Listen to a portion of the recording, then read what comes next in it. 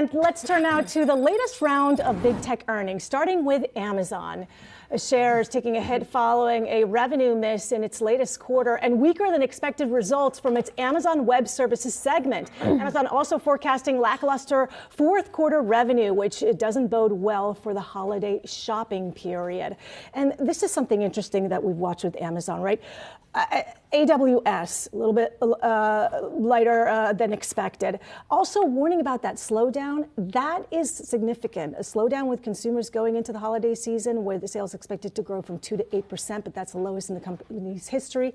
I think that it's important to pay attention to what Amazon is saying about the health of the consumer as we go into the fourth quarter. Yeah, I mean, you could argue that forecast is really what weighed on the stock. Yesterday, we saw it down significantly after the results, after the bell, falling below that $1 trillion mark, which is pretty incredible when you think about a company that has grown so quickly and significantly, especially during the pandemic. A few comments to note here. I mean, you talked about the slowdown that's expected in the holiday quarter. Obviously, from an investor perspective, a little concerning when you think that's supposed to be one of the strongest times of year. CFO Brian Olsavsky saying the company is taking steps to, in his words, tighten its belts. That includes pulling back on CapEx, pausing hiring in some businesses, winding down some products and services. So when you think about where Amazon has been since the pandemic began, it really has been about grow, adding more staffing, adding or expanding their facilities and all that. And it feels like things might slow down a bit there, take a bit of a pause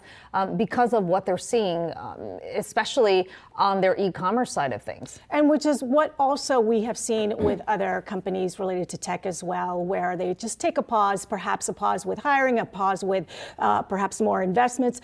Also, just want to note, Amazon still has 55 buy ratings and 2 hold, 1 sell. So you have a lot of analysts that have lowered their price target on the stock, but you still have analysts that consider it a buy. Yeah, and when you look at $101, a lot of people may be saying, well, considering where it's been trading, that may not actually be a bad price to get in on.